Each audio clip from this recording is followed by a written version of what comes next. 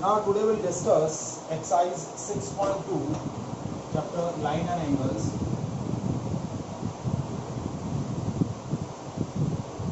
Chapter 6, lines and angles. ठीक है, तो हाँ इसीलिए क्वेश्चन नोट करने के लिए जल्दीबाजी मत करना ज़्यादा। चलिए क्वेश्चन क्या है आपका? फर्स्ट क्वेश्चन है, दो लाइन है, पैरेलल लाइन है। कौन सी है दो पैरेलल लाइन? ए बी और सी डी, ठीक है, और उनको एक ट्रांसवर्सल इंटरसेक्ट कर रहा है दो डिस्टिंक्ट पॉइंट पर, ठीक है। पॉइंट्स नहीं दिए हैं। अब आपको एंगल दिया है, ये एंगल एक एंगल 50 डिग्री, उसके साथ एक एंगल है एक्स, फिर दूसरा एंगल है वाई, और इसके जस्ट अपोजिट एंगल है 130। तो आपको क्या पूछा है? आपको बोला है कि A B is parallel to C D, now find X and Y.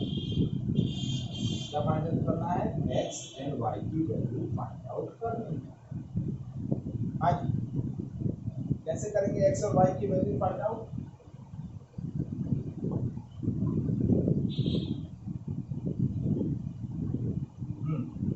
So Y is a vertical opposite angle. देखिए ये ट्रांसवर्सल है, ये लाइन है, ये वर्टिकल अपोजिट एंगल दिख रहा है, तो ये क्या हो गया? So y is equals to 130 degree, because ये दोनों वर्टिकली अपोजिट एंगल है, ठीक है।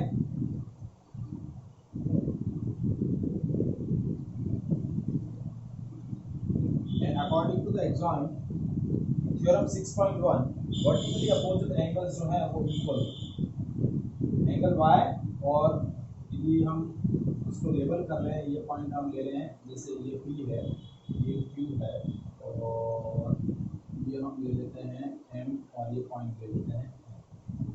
तो हमारा एंगल हो गया एंगल y और एंगल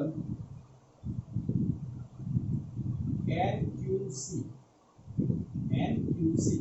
ये वर्टिकली अपोजिट एंगल है, और वर्टिकली अपोजिट एंगल इक्वल होता है, तो y इज इक्वल टू 1, हमारा y का वैल्यू आ गया।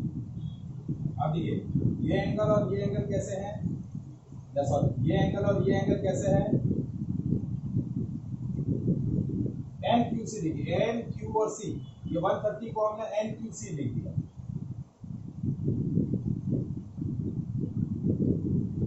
अरे वो तो मैंने अपने से लेबल किया ना बेटा, एग्जाम में लिखना तो पड़ेगा ना कि एंगल y और एंगल 130 इक्वल क्यों लिए हैं, रीजन तो लिखना पड़ेगा ना,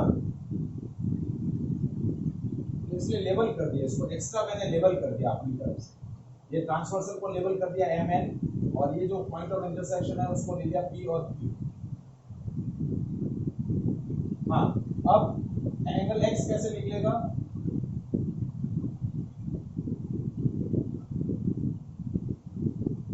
देखिए एंगल x दो लॉजिक से निकल सकता है। ये लीनियर पेयर एंगल है। देखिए एंगल MPA और एंगल APQ, एंगल MPA, ये देखिए ये Q है और ये P है, तो ये APM, और दूसरा APQ, ये दोनों लीनियर पेयर एंगल है,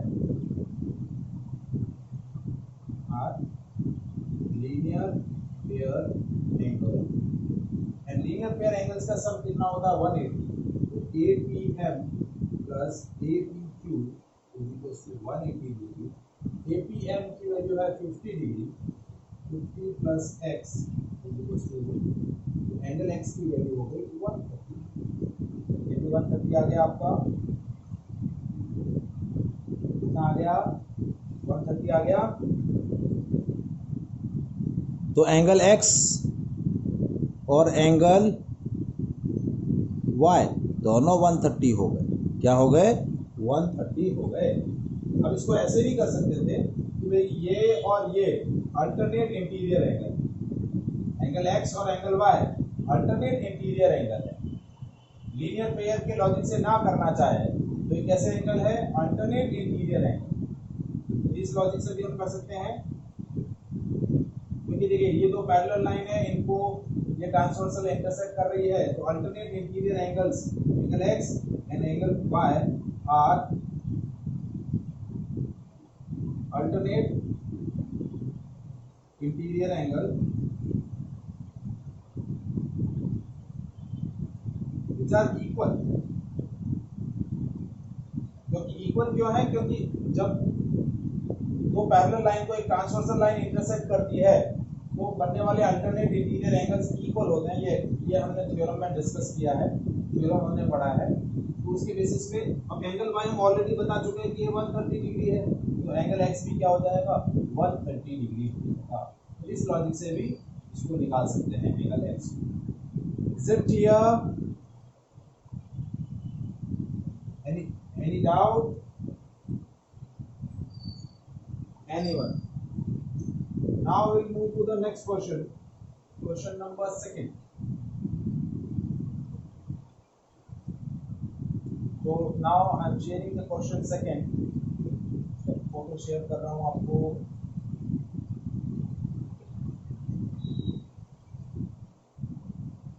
चलिए क्वेश्चन नंबर 2, आपको बोला है 3 lines A B C D and E F, A B is parallel to C D and C D is parallel to E F. ये है ए बी,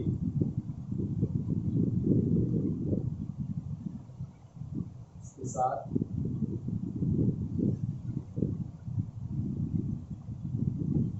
ये सी डी और ये पर पैरेलल लाइन ई F. ये 3 पैरेलल लाइंस हैं और in parallel lines को ये ट्रांसवर्सल इंटरसेक्ट कर रहा है। ठीक है, अब आपको एंगल एक्स, एंगल वाई और एंगल जेड की वैल्यू बतानी है। और क्या पूछा है, angle Y and angle Z is in the ratio of 3:7।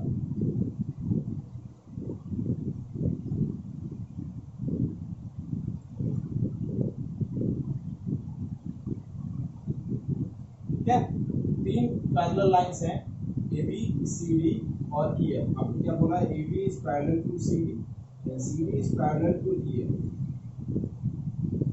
तो हम ये भी बोल सकते हैं कि A B is parallel to E F, theorem 6.6 की हेल्प से हम बोल सकते हैं कि ठीक है। अब यदि हम एंगल वाई को ले लें 3x यानी 3a और एंगल z को ले लें 7, क्योंकि 3:7 में है तो ये हो गया 3a, ये हो गया 7।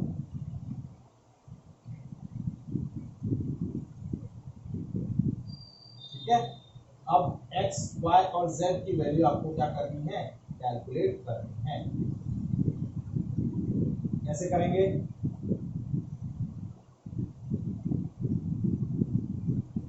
हाँ जी बताइए।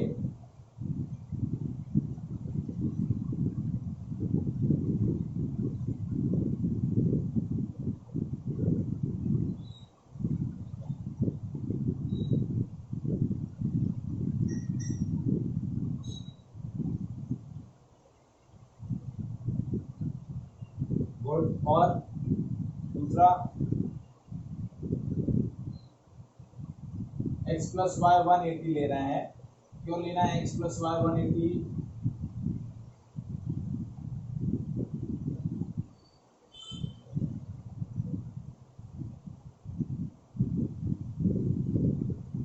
these are the interior angles on the same side of transversal।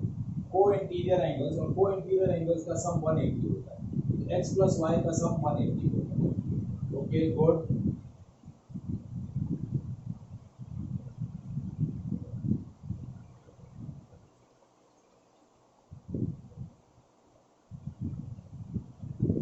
But y और z में क्या रिलेशन होगा बेटा, y और z में करस्पॉन्डिंग एंगल है। वो इंटीरियर एंगल भी कैसे है? Linear pair. Okay, linear pair, y और z लीनियर पेयर है। अल्टरनेट इंटीरियर एंगल तो बेटा ये और ये होंगे। अल्टरनेट कैसे हो गए? अल्टरनेट इंटीरियर एंगल्स तो बेटा, अल्टरनेट इंटीरियर एंगल्स तो ये और ये कहां से हुए? ये और ये अल्टरनेट इंटीरियर एंगल दिख रहे हैं।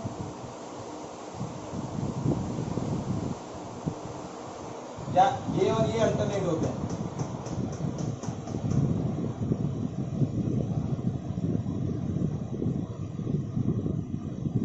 देख,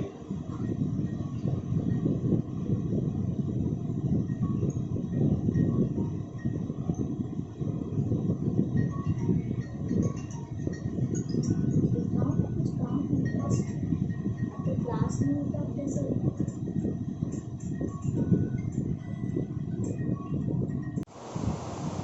सो क्वेश्चन क्या है, देखिए रिपीट कर रहा हूँ। Two lines AB and CD are parallel to each other. Now EF is a line segment which is perpendicular to CD, and GE is a transversal which intersect the AB and line CD at the point G and E. Now find angle AGE, angle GEF, and angle FGE.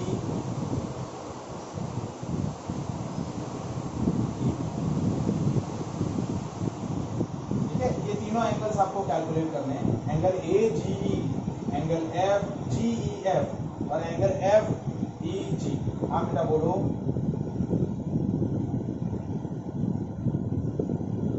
अब ये तीनों angle देखिए, आपको कौन कौन से angle find out करने हैं।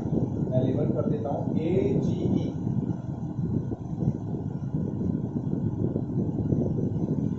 ठीक है, ये वाला एंगल AGE, ये वाला है, ठीक है, ठीक है, ये एंगल फाइंड आउट करना है। फिर GEF, ये वाला एंगल फाइंड आउट करना है। GEF, ये वाला एंगल फाइंड आउट करना है। और FGE, ये वाला एंगल, ठीक है। तो देखिए, इसको AGE को मैं ले लेता हूँ X, इसको मैं ले लेता हूँ Y और इसको मैं ले लेता हूँ Z। तो देखिए, ये है X, ये है Y और ये है Z, ठीक है। अब देखिए, अब ये एंगल और ये एंगल क्या होंगे?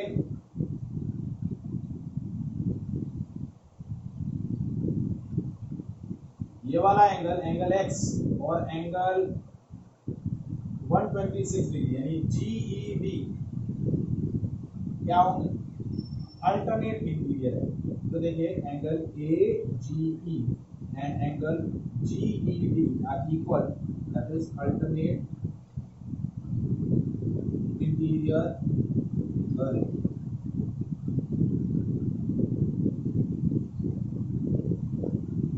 ठीक है, तो angle AGE that is we are considering angle X and that is equals to 126। ये आपका आंसर बना, ठीक है, ये बस आंसर आपके पास आ गया। अब देखिए, ये एंगल, ये वाला एंगल और एंगल Y ये मिलकर आपका 126 बनता है। देखिए, एंगल मैं बता रहा हूँ, angle FED plus angle GEF that is equals to angle GED। देखिए, ये एंगल मैंने लिया FED और एंगल GEF, ये वाला एंगल, ये दोनों मिलकर आपका कौन सा एंगल बनता है? एंगल GED बन जाता है। तो एंगल GEF क्या हो जाएगा? Angle GED minus angle FED। अब GED की वैल्यू क्या है? GED की वैल्यू है 126 माइनस 9, तो ये हो गया 36, कितना हो गया, कितना हो गया 36। एंगल GEF कितना है 36, ये एंगल 36 आ गया। अब हम ट्रायंगल सम प्रॉपर्टी लगा लें या लीनियर पेयर वाला लॉजिक लगा लें कि angle x plus angle z, angle sum property, angle triangle के तीनों एंगल का सम 180 होता है। ये एंगल y, एंगल z और ये 90। देखिए ये 90 है तो ये भी 90 होगा। तो आप एंगल सम प्रॉपर्टी भी लगा सकते हैं, लेकिन एंगल सम प्रॉपर्टी अभी तक हमने पढ़ी नहीं है, तो अब हम प्रॉपर्टी लगा लेते हैं लीनियर पेयर। तो देखिए angle AGE plus angle FGE, that is linear pair angle और इसका सम 180। तो angle x plus angle z equals to 180 degree. तो एंगल z कितना हो जाएगा 180 माइनस एंगल x, 180 माइनस 126 कितना हो गया 54। तो ये आ गया 126 डिग्री, ये आ गया 36 डिग्री और ये आ गया 54। That will be yes.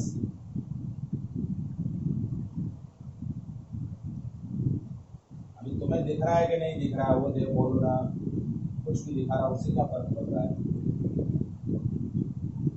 हाँ ये बोलो ना। चलो अभी समझ में आया, ये दिख रहा है, अभी क्लियर है।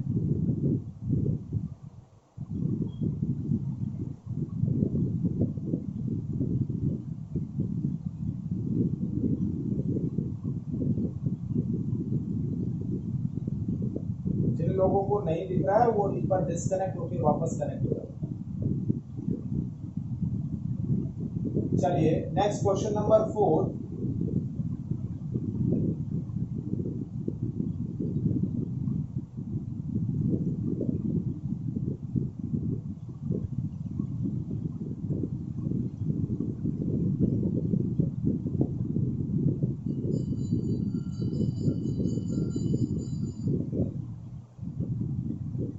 मैं फिगर बना रहा हूँ, तब तक कोई नहीं बोलेगा कि भाई सब ब्लर ब्लर दिख रहा है या ये दिख रहा है, ठीक है। एक बार मैं डायग्राम ड्रॉ कर लूँ।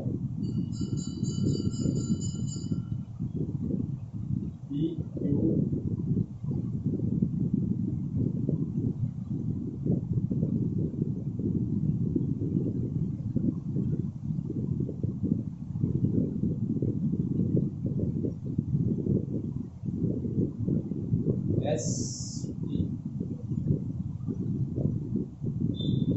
ये आर,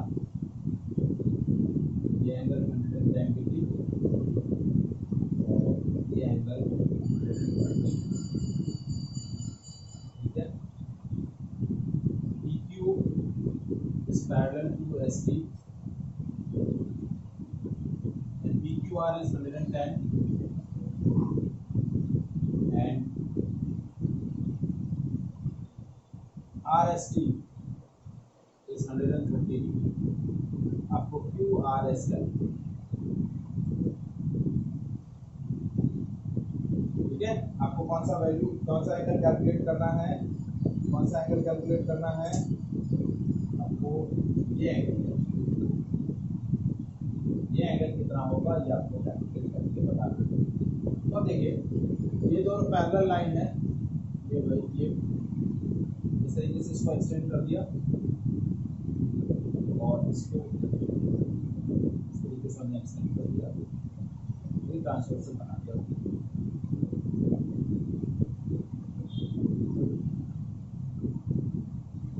ठीक है।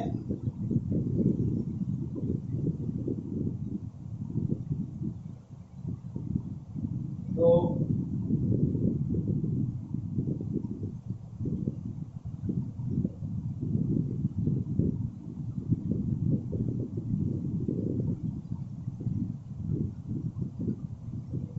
कौन है भाई,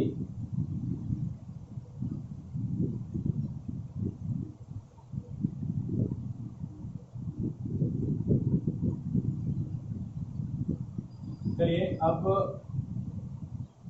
कैसे कैलकुलेट करेंगे, चलिए बताइए।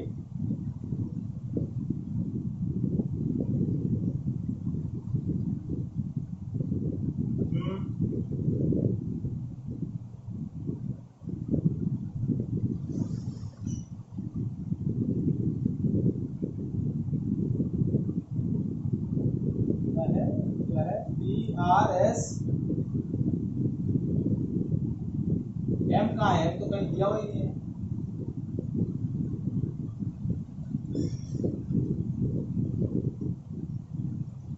लाइन तो ड्रॉ कर दी ना, मैं कहाँ लाइन ड्रॉ करी है ना लाइन तो।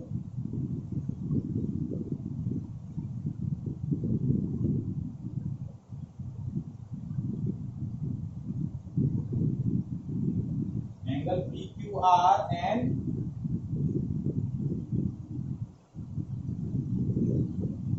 क्यू आर पी,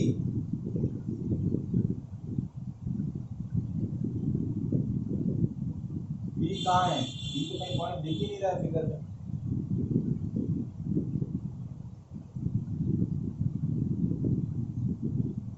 हाँ हो जाना डिस्कनेक्ट हो जाए तो हो जाना। हाँ भाई बी पॉइंट कहाँ दिख रहा है आपको?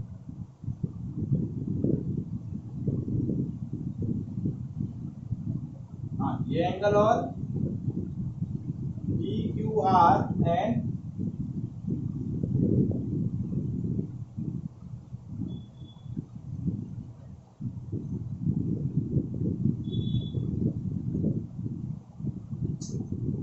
अरे हाँ हो जाना। पहले मैं जो पूछ रहा हूँ वो तो बताओ। देखिए ये आपको angle P R S T, ये वाला जो एंगल है आर एस टी और ये एंगल, इस लेवल इसको मैं ये और ये पॉइंट एम ले लेता हूँ और ये पॉइंट यहाँ। तो एंगल आर एस और टी प्लस एंगल एस, ये पॉइंट हमने फॉर एग्जांपल ये पॉइंट हमने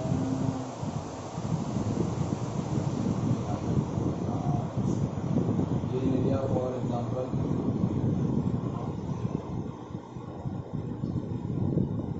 बी ले लिया। तो एंगल एस बी एम, ये वाला एंगल और ये वाला angle on the same side of transversal, क्योंकि देखिए ये पैरेलल लाइन है और ये ट्रांसवर्सल इनको इंटरसेक्ट कर रहा है, ट्रांसवर्सल ये वाला ट्रांसवर्सल इंटरसेक्ट कर रहा है, तो इनका एंगल को इंटीरियर एंगल है, तो को इंटीरियर एंगल का सम 180 डिग्री। तो एंगल एस बी एम, देखिए ये वाला 130 डिग्री है, तो एस बी एम कितना हो जाएगा? 180 माइनस आर एस टी हो गया 180 माइनस 130, 50। ये एंगल हो गया 50, ये एंगल 50 डिग्री, तो ये एंगल भी 50 डिग्री वर्टिकली अपोजिट। क्या आ जाएगा? Vertically opposite. तो देखिए एंगल एस बी एम और angle Q B R 50 degree, क्योंकि वर्टिकली अपोजिट। तो ये भाई 50 डिग्री आ गया। अब देखिए पी क्यू आर प्लस ये वाला एंगल, इस एंगल को हम क्या बोलेंगे? आर क्यू बी, इसका सम भी 180 डिग्री, क्योंकि लीनियर पेयर एंगल है।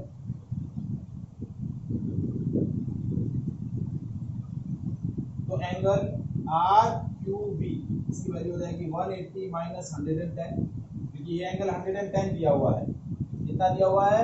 110, तो ये वैल्यू हो जाएगी 70। तो ये एंगल आपका आ गया 70। अब हम ट्राइंगल सम प्रॉपर्टी लगाएंगे। ट्राइंगल सम प्रॉपर्टी क्या बोल रही है? इन ट्राइंगल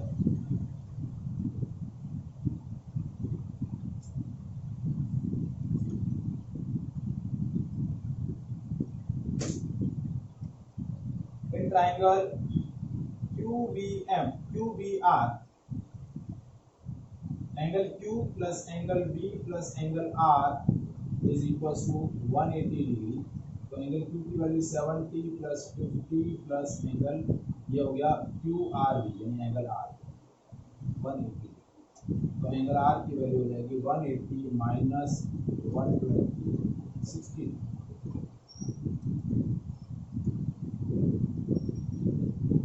ये आपका एंगल QRS कितना आ गया 60, ये आपका आंसर आ गया। Is it clear? समझ में आया? पहले हमने क्या किया, इन दोनों को क्या समझा रहा हूं, ये दोनों को इंटीरियर एंगल है, इनका सम 180 डिग्री होता है, तो ये 130 है तो ये 50 हो गया, ये 50 और ये 50 क्योंकि वर्टिकली अपोजिट, ठीक है। फिर ये 110 था तो लीनियर पेयर के हिसाब से ये 70 हो जाएगा क्योंकि लीनियर पेयर एंगल्स का सम 180 होता है, तो ये 110 तो ये 70। अब एंगल सम प्रॉपर्टी 1 2 और ये 3, तो ये दोनों एंगल का सम 120 है, तो इस तीसरा एंगल की वैल्यू क्या आ जाएगी 180 माइनस 120 कितना आ जाएगा 60, ये आंसर आ गया 60।